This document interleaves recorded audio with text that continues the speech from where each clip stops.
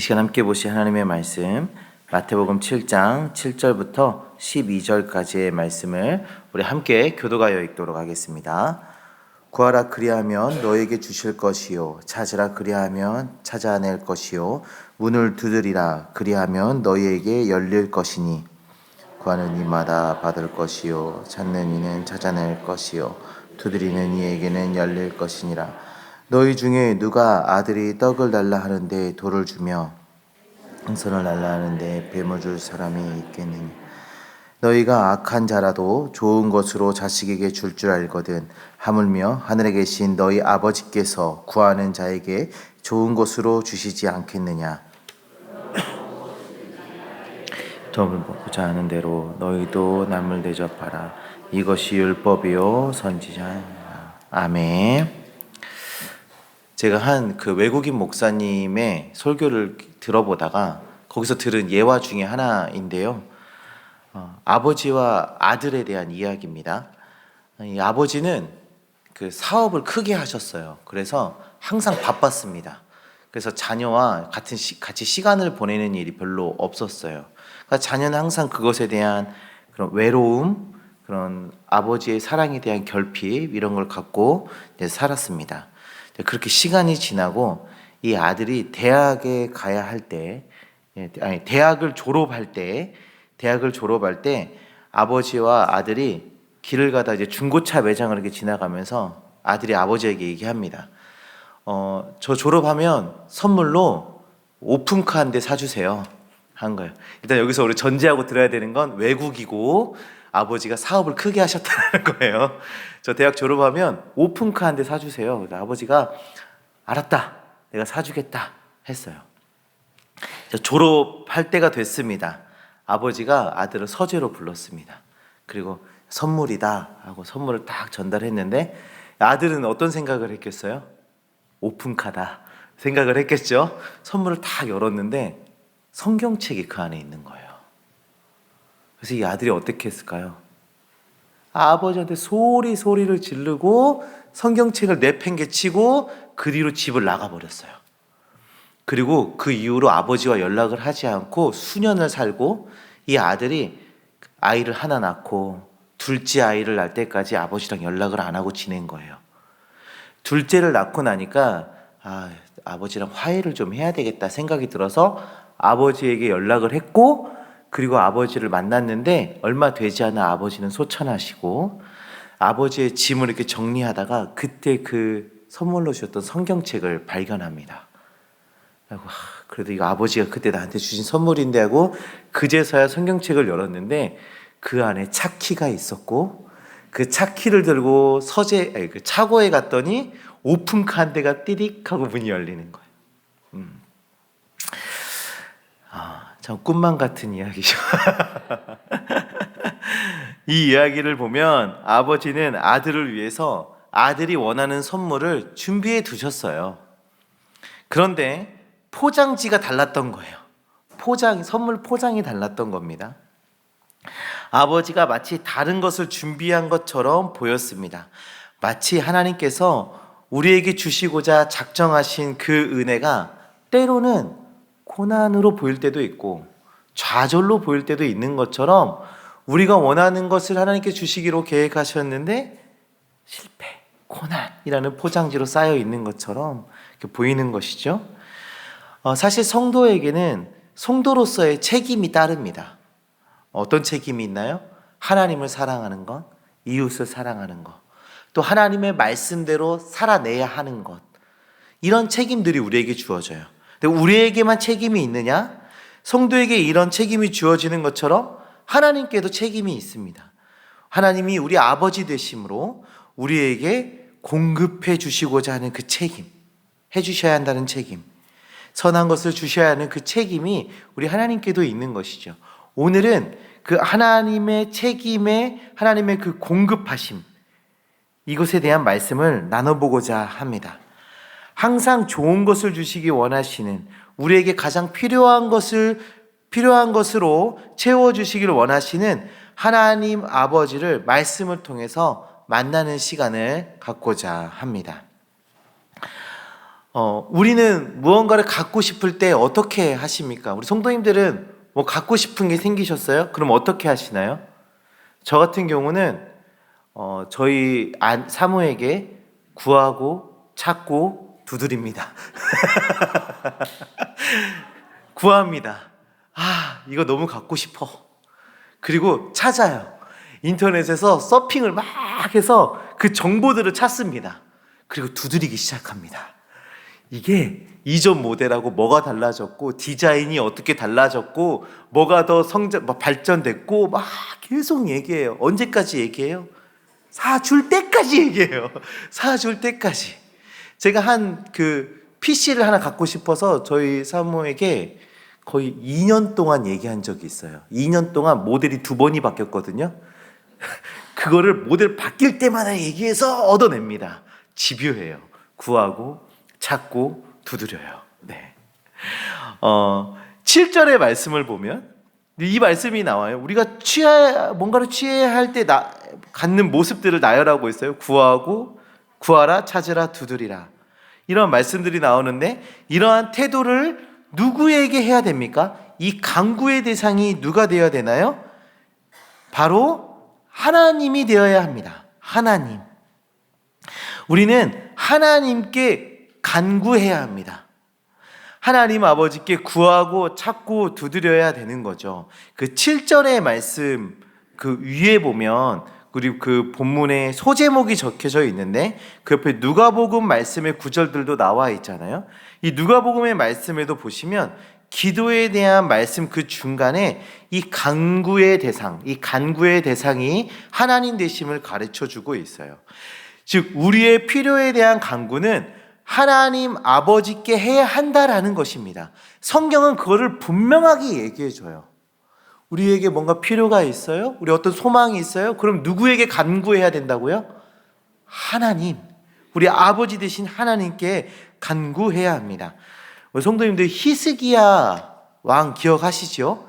히스기야 왕 하면은 어떤 생각이 드시나요?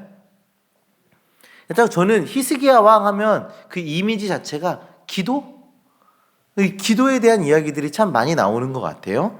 그래서 그 열왕기하 20장의 말씀 보시면 히스기야가 병에 걸렸어요. 그래서 하나님께 기도하죠. 그래서 15년의 인생을 더 사는 장면이 나와요. 거기서도 히스기야가 기도하는 장면을 굉장히 부각해서 보여주고 있어요. 그리고 역대하 32장의 말씀을 보시면 아수르의 왕 사네림이 남유다를 침공했을 때 그때 그 모습도 거기에서도 히스기야가 기도하는 장면이 나옵니다. 당시 아수르는요, 그 주변에서 가장 강력한 나라, 가장 힘이 센 나라, 전투력이 가장 좋은 나라였어요. 그때 사네립이 히스기야에게 이런 편지를 보내는데요. 32장 17절 말씀입니다. 역대하 32장 17절 말씀 우리 함께 보도록 하겠습니다. 사네립이 또 편지를 써 보내요.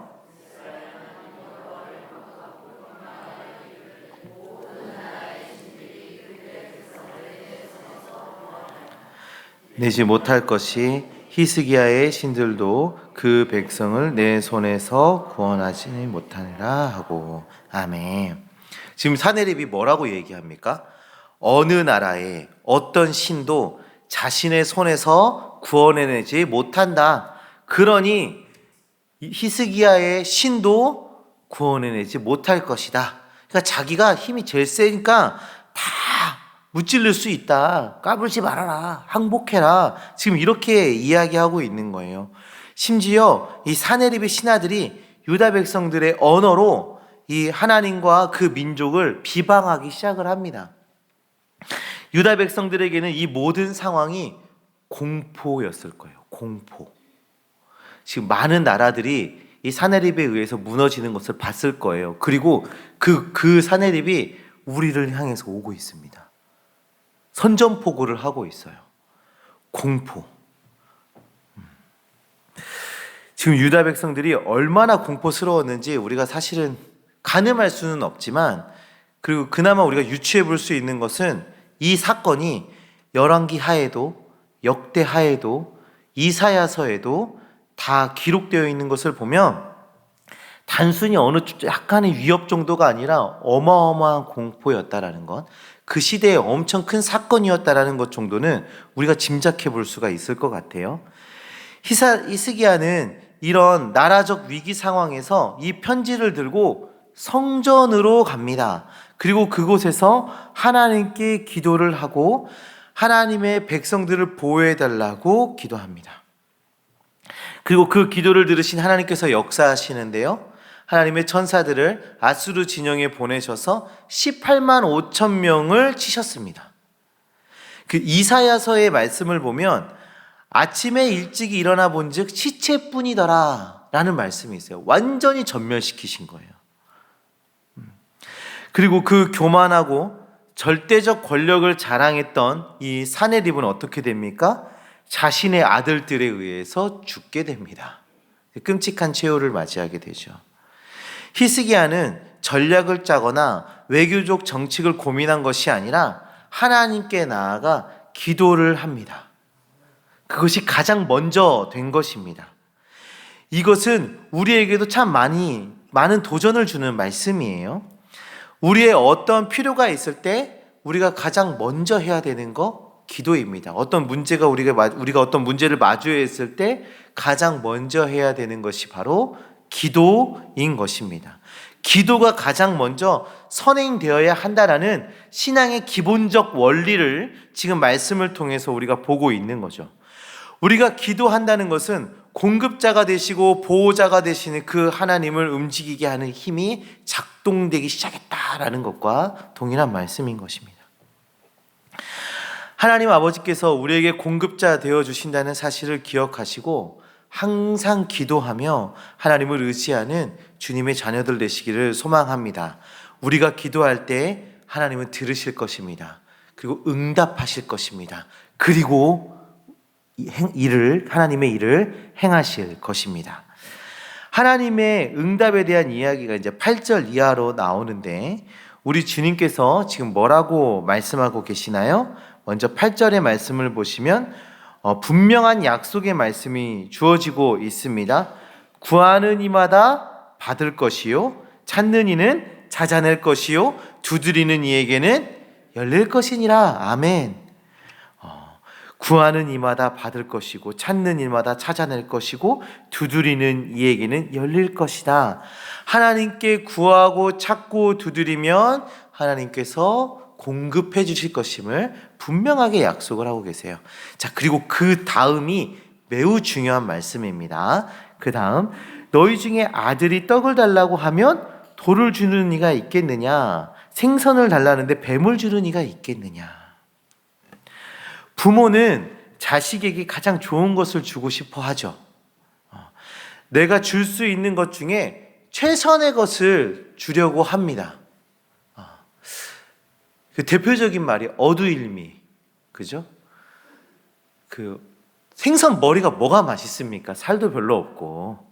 근데 부모님들이 어두일미야 하고 머리를 떼서 부모님이 드시고 살이 많은 몸통은 자녀들에게 이렇게 주잖아요. 지난 겨울 이야기예요. 지난 겨울 이제 조금 날씨가 쌀쌀해지기 시작하면 딸기가 나오기 시작하죠, 그죠? 조만간 딸기 나올 텐데 딸기가 막 나오기 시작하면 딸기가 비싸요, 그죠? 근데 마트에 갔는데 딸기가 나온 거예요. 제가 그 딸기를 보면서 야, 이거 너무 비싼데 이 향이 너무 좋고 너무 맛있어 보이는데 막 고민하고 있었는데 저희 아이들이 딸기가 먹고 싶다는 거예요. 그래서 손을 떨면서 딸기를 한 팩을 사왔습니다. 그래서 이제 자녀들하고 딸기를 먹는데 저희 딸이 이런 얘기를 하는 거예요. 나는 세상에서 딸기가 제일 좋아 하고 먹기 시작하는 거예요. 자, 거기에 대한 저의 반응 퀴즈입니다. 1번, 나도 딸기가 제일 좋아 하고 먹었다. 두 번째, 포크를 내려놨다. 1번이라고 혹시 말씀하신 분 잠깐 들리는 것 같은데 2번이었어요. 포크를 내려놨어요. 아니, 세상에서 딸기가 제일 좋다는데 이 비싼 딸기 몇 개 남지 않은 이 몇 알 남지 않은 딸기가 제일 좋다는데 제가 그걸 어떻게 먹습니까? 포크를 내려놨습니다. 자녀에게 이렇게 좋은 것을 주길 원하는 마음이 저 안에도 있는데 하물며 우리 아버지의 마음은 어떠시겠습니까? 하물며 자녀가 소망하고 있는 것, 원하고 있는 것, 간절히 간구하고 있는 것, 이거 하나님이 주시기를 원하고 계시지 않겠습니까? 하나님은 항상 우리에게 제일 좋은 것을 주시는 분이십니다. 간혹 이런 말하는 성도님들 계세요. 하나님은 나에게 항상 풍족하게 주시질 않아. 좋은 것을 주시는 일이 없어. 항상 뭔가 부족하게 주셔. 뭐 이런 말씀들을 하시는 분들이 계세요. 생각보다 자주 만나요. 이런 말씀을 하시는 분들은. 혹시 지금 우리 중에도 이런 고백들 하시는 분 계시나요? 하나님은 항상 나에게 좋은 걸 주시질 않아. 풍족하게 주시질 않아. 항상 부족해. 그래서 심지어 일용할 양식을 주는 것만으로도 너무 감사해. 막 이러시는 분들도 계세요. 그때 우리는 먼저 기억해야 돼요. 기억하셔야 됩니다.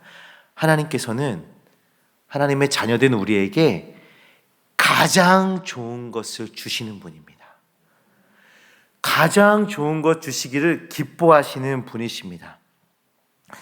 이것은 참 하나님 되신 우리 예수 그리스도의 말씀을 통해서 우리에게 주어진 말씀이죠.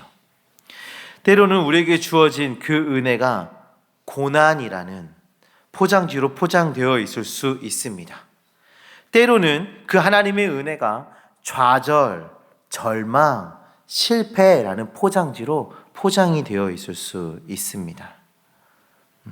그러나 그 안에는 하나님의 은혜가 있다라는 것, 가장 좋은 것을 주시길 원하시는 그 하나님의 선물이 그 안에 있다라는 것 우리는 기억해야 합니다. 요셉의 이야기 기억하시나요? 요셉은 아버지로부터 참 많은 사랑을 받았던 그런 사람이었습니다. 하루는 꿈을 꾸게 되죠. 밭에 곡식단들이 있는데 자신의 곡식단을 향해서 형제들의 곡식단이 절을 하는 꿈을 꿔요. 또 꿈을 꿉니다. 해와 달과 11별이 자신을 향해 절을 하는 꿈을 꾸게 되죠. 이 꿈은 분명 하나님께서 주신 소망이었어요. 이 꿈으로 요셉이 어떻게 됩니까? 형제들의 시기를 사서 종으로 팔려가게 됩니다. 종으로 팔려가서도 그의 삶은 평안하지 않았어요. 보디발 장군의 집으로 팔려갔는데 거기서 종살이를 하고 있었는데 참 능력도 인정받고 그래 내가 여기서라도 인생이 좀 풀리는구나 싶었는데 그 보디발 장군의 아내가 요셉을 유혹하게 되고 그것으로 인해서 누명을 쓰게 되고 감옥에 가게 됩니다. 그래서 감옥 안에서 13년을 살게 돼요. 어떤가요? 이 어린 시절의 꿈, 하나님이 주셨던 그 소망, 하나님의 약속, 기억이나 날까요? 형제들의 곡식단이 자신에게 절을 하고 해와 달과 11별이 자신에게 절했던 그 꿈, 기억이나 날까요? 전혀 기억나지 않았을 것 같습니다. 당시 요셉 재벌집 아들 아니었겠습니까? 부유한 집안의 아들, 부유하고 풍족하게 살던 요셉이 심지어 그 안에서도 특별 대우를 받았던, 편애를 받았던 그 요셉이 종으로 팔려온 것도 힘들어 죽겠는데 억울한 누명을 쓰고 감옥에 들어가는 신세, 정말 너무나도 암담한 그런 상황입니다. 근데 여기서 끝이 아니에요. 여기서 끝이 아니라 감옥에서 만난 술 맡은 관원장과 떡 맡은 관원장, 이들의 꿈을 해석해 주면서 소망이 생겼어요. 이제 그 복직이 되면 자신의 억울함, 자신의 누명을 얘기해줘서 감옥에서 이제 나갈 수 있는 소망이 생겼는데 어떻게 됩니까? 요셉을 까맣게 잊어버립니다. 2년의 시간 동안 까맣게 잊어버려요.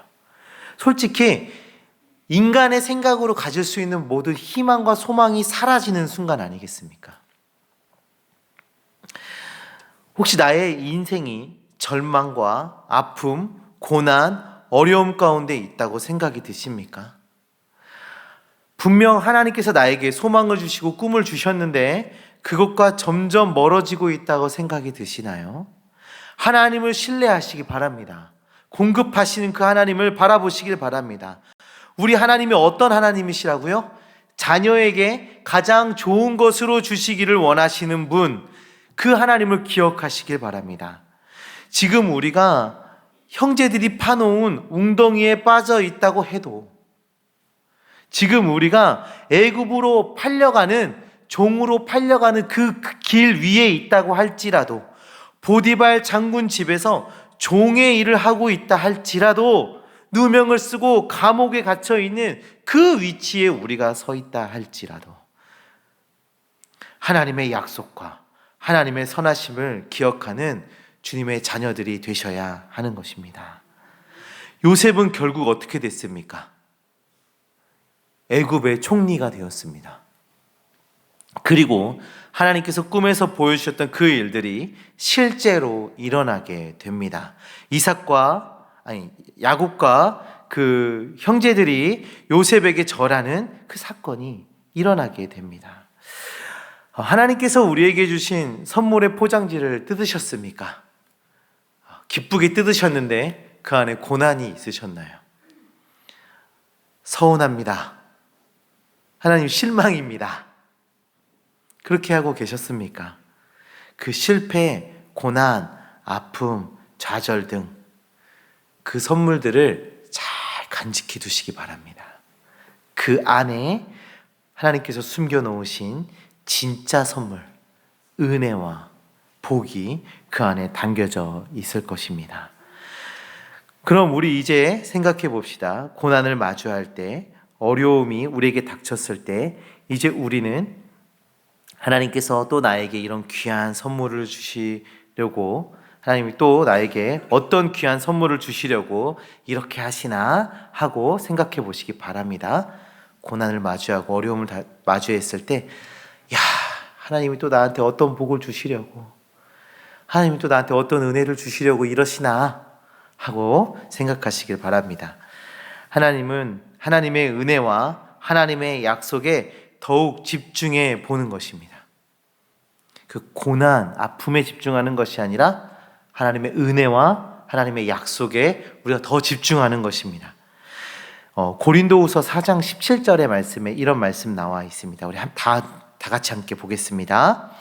우리가 잠시 받는 환난에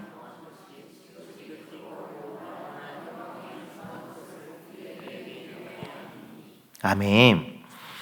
환난에 대해서 바울이 이렇게 얘기합니다. 잠시 받는 환난이다. 잠시 받는 환난이다.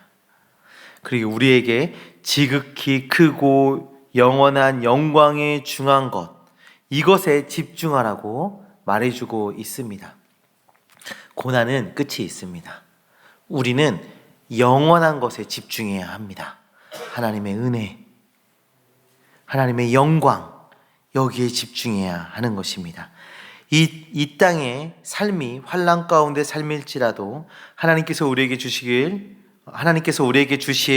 영원한 영광을 소망해야 한다라는 것입니다. 사랑하는 성도님들, 하나님 아버지께서는 우리에게 좋은 걸 주시길 원하시는 하나님이십니다. 비록 지금 우리가 받은 하나님의 선물이 고난과 환난으로 포장되어 있다 할지라도 그 안에 있는 하나님의 선하심과 하나님의 은혜에 대해서 의심하지 마시기 바랍니다. 비록 우리가 고난 중에 서 있고 아픔 중에 서 있지만 분명 그 끝은 하나님의 은혜가 기다리고 있을 것입니다. 하나님의 선하심과 좋은 것이 기다리고 있을 것입니다.